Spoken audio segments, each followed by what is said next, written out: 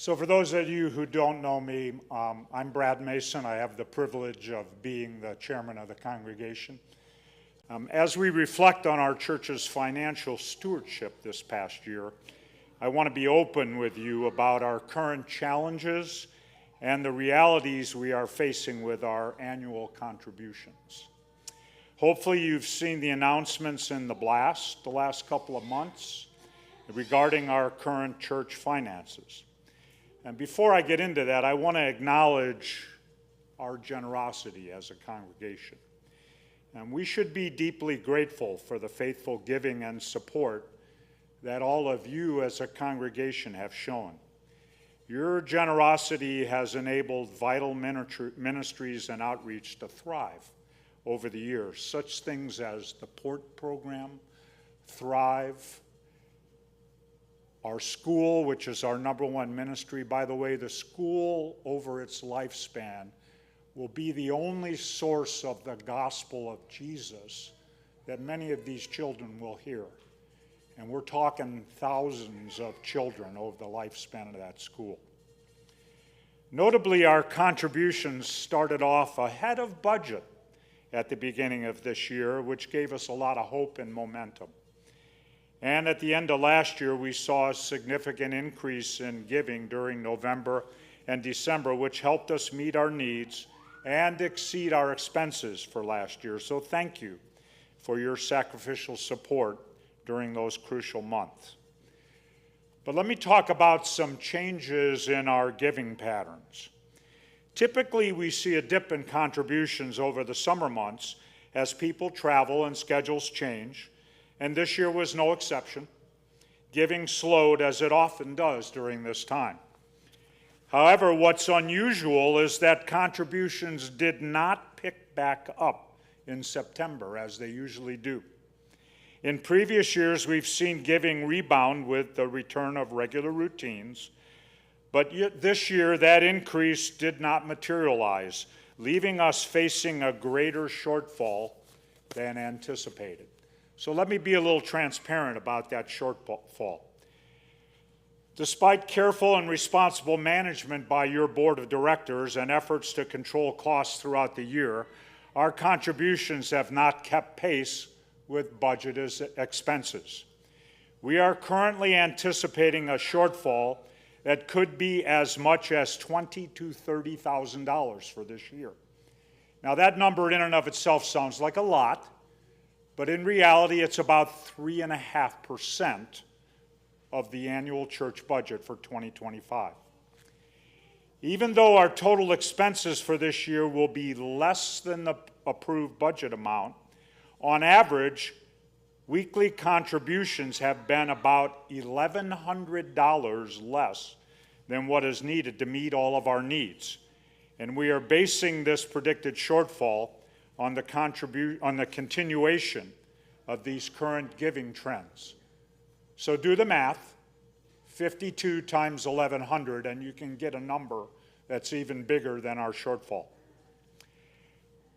This shortfall has been compounded by unexpected increase in maintenance costs, especially with HVAC repairs and replacements, unexpected costs for snow removal, as well as significant rises in our utilities this year.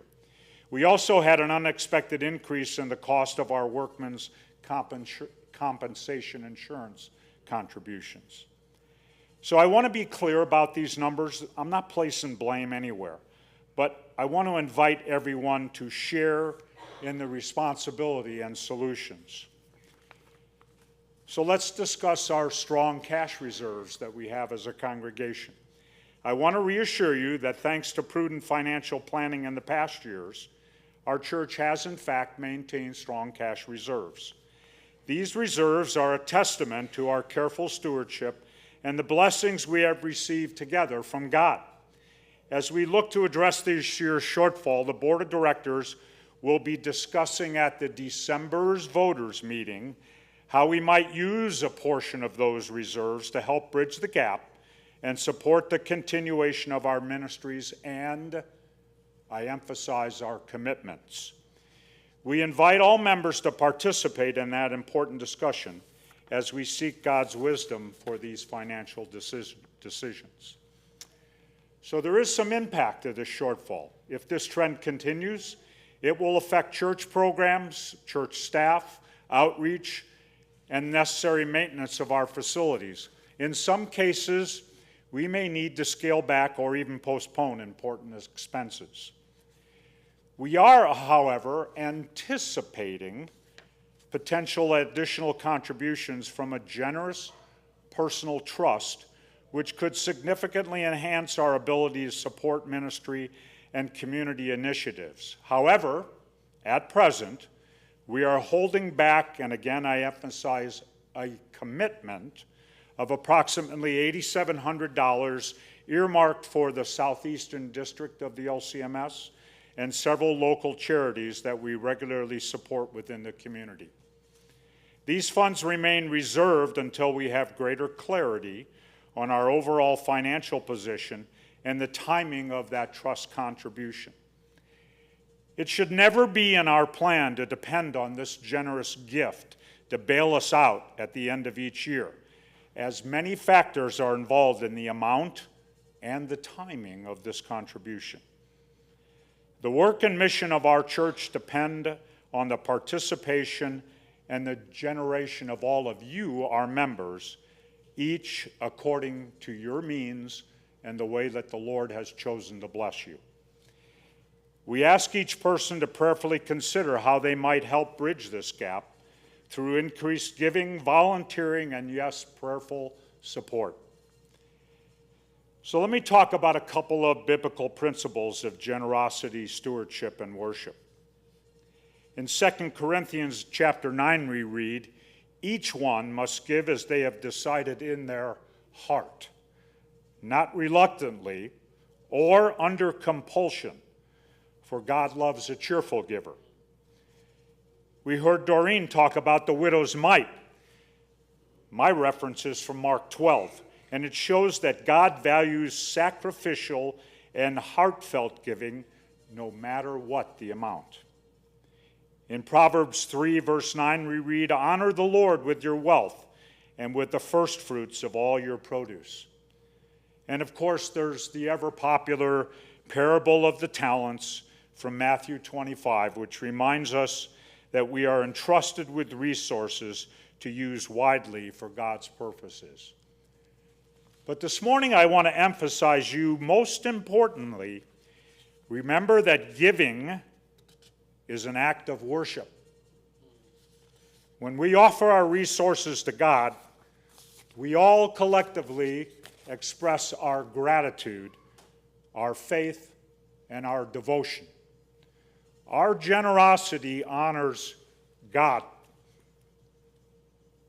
Our generosity reflects our trust in God's provision as our Creator and ultimately acknowledges that we are stewards of the gifts that God bestows on each and every one of us. So I'm inviting you to prayerfully consider how we can collectively solve this problem, even in small ways, as we face this potentially significant gap. I'm encouraging open dialogue. If you have your questions, bring your feedback or suggestions about how we can move forward together. And join us at the December's voters meeting as we discuss these important financial decisions. You can talk to me, you can talk to Michael Unking, who, by the way, has done a marvelous job of some detailed analysis of not only this year's budget, but past budgets and our budget in the future. And in closing, I'm asking you to pray earnestly with hope and unity, confident that with God's help and support, Resurrection Lutheran will overcome these financial challenges. So thanks for your attention and commitment. We need to go forward and share the good news of salvation about Jesus Christ.